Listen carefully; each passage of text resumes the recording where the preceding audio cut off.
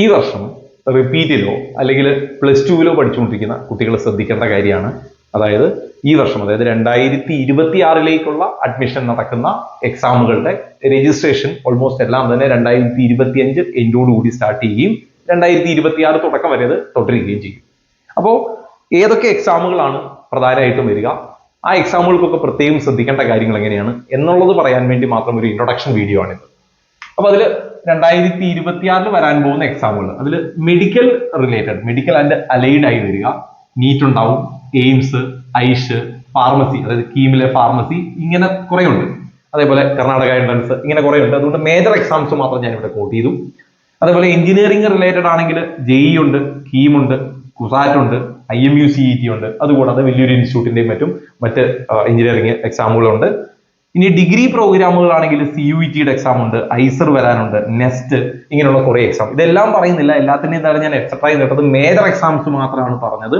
ഇത് കൂടാതെ വേറെയും ചെറിയ ചെറിയ എക്സാമുകളൊക്കെ ആയിട്ടുണ്ട്. അപ്പൊ ഇതൊക്കെയാണ് സാധാരണ വരുന്ന എക്സാം. അപ്പൊ ഇതിൽ നിങ്ങൾ ഏതൊക്കെ അപ്ലൈ ചെയ്യണം, ഏതൊക്കെ നിങ്ങൾ എഴുതാൻ പ്ലാൻ ചെയ്യുന്നു എന്നുള്ളത് ആദ്യം തന്നെ ഇത് പ്ലാൻ ചെയ്തിരിക്കുക.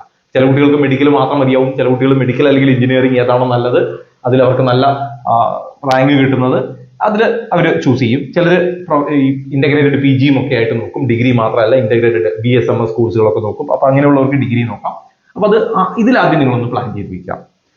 ഇനി ഇത് കൂടാതെ ഈ എക്സാമുകളും ഇത് കൂടാതെയുള്ള എക്സാമുകളിലൊക്കെ അപ്ഡേറ്റ് വരുമ്പോൾ ഞാനത് കമ്മ്യൂണിറ്റിയിൽ പോസ്റ്റ് ചെയ്യും. കമ്മ്യൂണിറ്റിയുടെ ലിങ്ക് ഞാൻ ഇതിന്റെ കമന്റ് ബോക്സിൽ പിൻ ചെയ്യുന്നുണ്ട്, അതിൽ അപ്ഡേറ്റുകൾ കൊടുക്കും. ഇനി പ്രധാനമായിട്ടും എക്സാമുകൾക്ക് തയ്യാറെടുക്കുമ്പോൾ നിങ്ങളുടെ ഡോക്യുമെന്റുകൾ ക്ലിയർ ആയിരിക്കണം. അതിൽ ഏറ്റവും പ്രധാനപ്പെട്ടതാണ് ആധാർ റീസെന്റ് ഒന്ന് അപ്ഡേറ്റ് ചെയ്തതാവണം. നിങ്ങളുടെ ഫോട്ടോയും നിങ്ങളുടെ ഡീറ്റെയിൽസും ഒക്കെ കൊടുത്ത് നിങ്ങളുടെ മൊബൈൽ നമ്പറൊക്കെ ലിങ്ക് ചെയ്ത അപ്ഡേറ്റ് ചെയ്ത ഒരു ആധാർ പ്രത്യേകം ശ്രദ്ധിക്കുക. അത് നിങ്ങൾ ചെയ്തിട്ടില്ലെങ്കിൽ പെട്ടെന്ന് തന്നെ ഒന്ന് അപ്ഡേറ്റ് ചെയ്തേക്കുക. പിന്നെയുള്ളത് നിങ്ങളുടെ ഫോട്ടോഗ്രാഫാണ്. ഈ ഫോട്ടോഗ്രാഫ് ചില ആപ്ലിക്കേഷനിൽ അവർ പേരും ഡേറ്റും വെക്കാൻ ആവശ്യപ്പെടും, ചിലതിൽ ആ ഡേറ്റിന്റെ ഒന്നും ആവശ്യമില്ല. എന്തായാലും ഫോട്ടോഗ്രാഫ് വേണ്ടി വരും എന്നുള്ളത് ഉറപ്പാണ്. അപ്പൊ നിങ്ങൾ ഒരു ഫോട്ടോഗ്രാഫ് തന്നെ, അതായത് എന്ത് അപ്ലൈ ചെയ്താലും ഒരു ഫോട്ടോഗ്രാഫ് തന്നെ കൊടുക്കാൻ ശ്രദ്ധിക്കുക. കാരണം റീസൺ, നിങ്ങൾ അപ്ലൈ ചെയ്യുമ്പോൾ കൊടുക്കുന്ന അതേ ഫോട്ടോ തന്നെയാണ് അഡ്മിറ്റ് കാർഡിൽ ബേസ് ചെയ്യേണ്ടത്, അത് തന്നെയാണ് അഡ്മിഷൻ കൊണ്ടുപോകേണ്ടത്. അതുകൊണ്ട് ഒരൊറ്റ ഫോട്ടോഗ്രാഫ് തന്നെ എല്ലായിടത്തും കൊടുക്കുകയാണ് നല്ലത്. അപ്പൊ ഡേറ്റ് വെച്ചും വെക്കാതെയും ഒക്കെ ആയിട്ട് 2 ഫോട്ടോ കരുതുക. ഇനി നിങ്ങളുടെ സിഗ്നേച്ചർ, അതും ഓൾമോസ്റ്റ് എല്ലായിടത്തും വേണ്ടി വരും. തമ്പ് ഇംപ്രഷൻ, തമ്പിന്റെ കേസിൽ ചിലപ്പോൾ തമ്പ് മാത്രമായിരിക്കും, ചിലപ്പോൾ 10 പേരിലും ഉണ്ടാവും. അത് ഡിപ്പെൻഡ് ആണ് ഓരോ എക്സാമുകൾക്കും. അപ്പൊ അതും സെപ്പറേറ്റ് ചെയ്ത് ഒന്ന് സൂക്ഷിച്ചു വെച്ചേക്കാം. പിന്നെ ഉള്ളത് 10th സർട്ടിഫിക്കറ്റും +2 സർട്ടിഫിക്കറ്റും ഒക്കെയാണ്. +2 പഠിച്ചുകൊണ്ടിരിക്കുന്ന കുട്ടികൾക്കാണെങ്കിൽ വരുന്നതേ ഉള്ളൂ. അപ്പൊ അത് ചില കേസുകളിൽ എന്ത് ചെയ്താൽ മതി, നമ്മൾ പ്രിൻസിപ്പലിനോട് ഒരു അഫിഡവിറ്റ് സൈൻ ചെയ്ത് വാങ്ങിയാൽ മതി. 10th പിന്നെ ആരുടെയെങ്കിലും ഉണ്ടാവും. പിന്നെ TC ആൻഡ് കോൺടാക്ട് സർട്ടിഫിക്കറ്റ്, ഇത് കഴിഞ്ഞ കുട്ടികൾക്ക് മാത്രമാണ്. കഴിയാത്ത കുട്ടികൾക്ക് ഇതിലൊക്കെ സമയം കിട്ടും, നിങ്ങൾ അഡ്മിഷൻ സമയത്ത് അത് കൊടുത്താൽ മതി.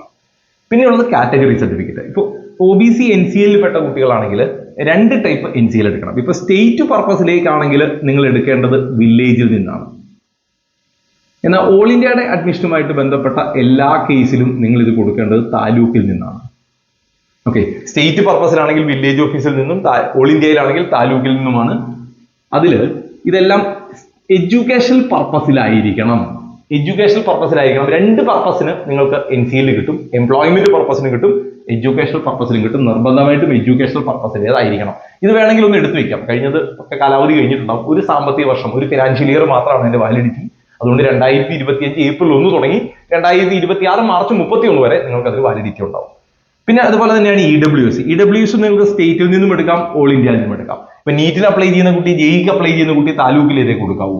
എന്നാൽ നേരെ തിരിച്ച് കീമിന് അപ്ലൈ ചെയ്യുന്ന കുട്ടി എന്ത് കൊടുത്താൽ മതി, വില്ലേജിലേക്ക് കൊടുത്താൽ മതി. അതേപോലെ LBS നഴ്സിംഗിന് കൊടുക്കുന്ന കുട്ടികൾ, ഈ എക്സ്ട്രയിലൊക്കെ വരും, LBS നഴ്സിംഗിന് കൊടുക്കുന്ന കുട്ടികളൊക്കെ സ്റ്റേറ്റിലേക്ക് കൊടുത്താൽ മതിയാവും. പിന്നുള്ളത് കമ്മ്യൂണിറ്റി സർട്ടിഫിക്കറ്റ് ആണ്. SC അല്ലെങ്കിൽ ST കാറ്റഗറിയിൽപ്പെട്ട കുട്ടികൾ കമ്മ്യൂണിറ്റി സർട്ടിഫിക്കറ്റ്, ഇത് എന്തായാലും എവിടുന്നാണ്, താലൂക്കിൽ നിന്ന് എടുത്താൽ മതി. വില്ലേജിലേത് ആവശ്യം വരില്ല, താലൂക്കിലേത് മാത്രം കൊടുത്താൽ മതി. ഇനി അതുകൂടാതെ സ്പെഷ്യൽ റിസർവേഷൻസ് ഉണ്ടാവും. ESI റിസർവേഷൻ ഉള്ള കുട്ടി, ESIയുടെ നോട്ടിഫിക്കേഷൻ ഒന്നും വന്നിട്ടില്ല, പിന്നാലെ വരും. അപ്പൊ നിങ്ങളുടെ ഡോക്യുമെന്റുകൾ കറക്റ്റ് ആക്കി വെക്കണം. എന്നിട്ട് അതിന്റെ IP സർട്ടിഫിക്കറ്റ് എടുക്കേണ്ടി വരും. അത് നോട്ടിഫിക്കേഷൻ വരുമ്പോൾ ഞാൻ കമ്മ്യൂണിറ്റിയിൽ പോസ്റ്റ് ചെയ്യാം. അതുപോലെ സ്പോർട്സ് കോട്ട ഉള്ള കുട്ടികൾ, അതേപോലെ പേരൻസ് ഡിഫൻസിൽ വർക്ക് ചെയ്യുന്നവര്, അങ്ങനെ ഒരുപാട് റിസർവേഷൻസ് ഉണ്ട്. അപ്പൊ ഈ റിസർവേഷനും ഒക്കെ ആയിട്ട് ബന്ധപ്പെട്ട ഡോക്യുമെന്റുകൾ തയ്യാറാക്കാനുള്ള പ്ലാൻ ഒക്കെ ഇപ്പൊ എല്ലാം ഉടനെ എടുത്തു വെക്കേണ്ട കാര്യമില്ല. പക്ഷെ അപ്ലിക്കേഷൻ വരുന്ന മുറയ്ക്ക് ഇതൊക്കെ ആവശ്യം വരും. അപ്പൊ നിങ്ങൾ എത്രയും പെട്ടെന്ന് ചെയ്യേണ്ടത് എന്താണെന്ന് വെച്ച് കഴിഞ്ഞാൽ, അതിപ്പോ ഒരു ഡോക്യുമെന്റ് ആണ് കയ്യിലുള്ളതെങ്കിൽ പോലും ഈ ഡോക്യുമെന്റുകളെല്ലാം കൂടെ ഒന്നുകിൽ നിങ്ങളുടെ ഗൂഗിൾ ഡ്രൈവിൽ സൂക്ഷിച്ചു വെക്കാൻ ശ്രദ്ധിക്കുക, അല്ലെങ്കിൽ നിങ്ങളുടെ Gmailലേക്ക് അയച്ചിടാൻ ശ്രദ്ധിക്കുക.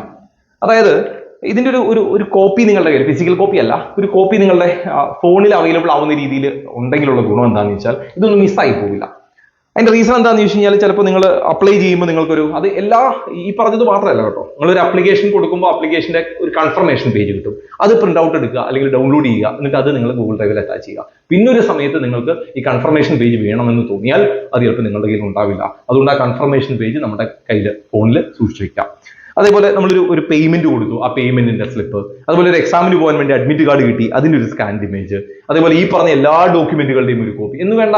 ഈ അപ്ലിക്കേഷൻ തുടങ്ങി, അതായത് ഇന്ന് തുടങ്ങി അങ്ങോട്ട് നിങ്ങളൊരു കോഴ്സിൽ ജോയിൻ ചെയ്യുന്നത് വരെ ഏതൊക്കെ ഡോക്യുമെന്റുകൾ എന്തൊക്കെ ആവശ്യത്തിന് വാങ്ങിയിട്ടുണ്ടോ, കൊടുത്തിട്ടുണ്ടോ, കൈമാറ്റം ചെയ്യപ്പെട്ടുണ്ടോ ഒക്കെ ഇതിന്റെയും ഒരു കോപ്പി നിങ്ങൾ ഫോണിൽ സൂക്ഷിച്ചു വെക്കണം. കാരണം പിന്നീട് എപ്പോഴാണ് നമുക്ക് ഈ ഡോക്യുമെന്റ് ആവശ്യം വരിക എന്ന് പറയാൻ പറ്റൂല.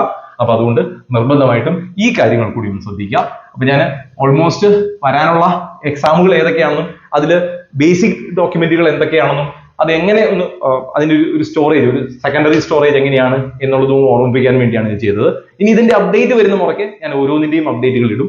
അപ്പോൾ ഓൾമോസ്റ്റ് നിങ്ങൾക്ക് ഈ ഡോക്യുമെന്റുകൾ നിങ്ങളുടെ കയ്യിലുണ്ട്. അപ്പോൾ ആ ഡോക്യുമെന്റുകൾ ഉപയോഗിച്ച് ഓരോന്നോരോന്നായിട്ട് അപ്ലൈ ചെയ്യാം. ഇപ്പോൾ റിപ്പീറ്റ് പഠിച്ചുകൊണ്ടിരിക്കുന്ന കുട്ടികൾ അല്ലെങ്കിൽ ഇന്റഗ്രേറ്റഡ് പഠിച്ചുകൊണ്ടിരിക്കുന്ന കുട്ടികളൊന്നും ഇപ്പോൾ വീട്ടിലുണ്ടാവില്ല.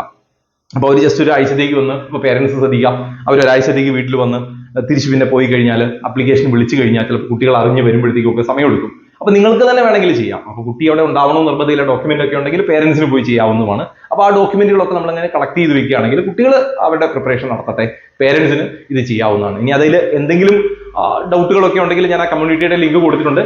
നിങ്ങൾ ആ കമ്മ്യൂണിറ്റിയിൽ ജോയിൻ ചെയ്ത ആളാണെങ്കിൽ ജസ്റ്റ് വാട്സപ്പ് ചെയ്താൽ അതിന്റെ റിപ്ലൈ ഓഡിയോ അല്ലെങ്കിൽ വീഡിയോ രൂപത്തിൽ നിങ്ങൾക്ക് ഗ്രൂപ്പിൽ തന്നുകൊണ്ടിരിക്കും. അപ്പോൾ അവരുടെ, അതായത് അവരെ ബുദ്ധിമുട്ടിക്കാതെ അല്ലെങ്കിൽ അവരുടെ പഠിത്തത്തെ ബാധിക്കാതെ തന്നെ നിങ്ങൾക്ക് ഇത് ചെയ്യാൻ പറ്റും. ഇനി അത് ഈ പറഞ്ഞ ഡോക്യുമെന്റുകളൊക്കെ ചിലപ്പോൾ ഈ അഡ്മിറ്റ് കാർഡുകളൊക്കെ അലോട്ട്മെന്റ് സമയത്തും വേണം.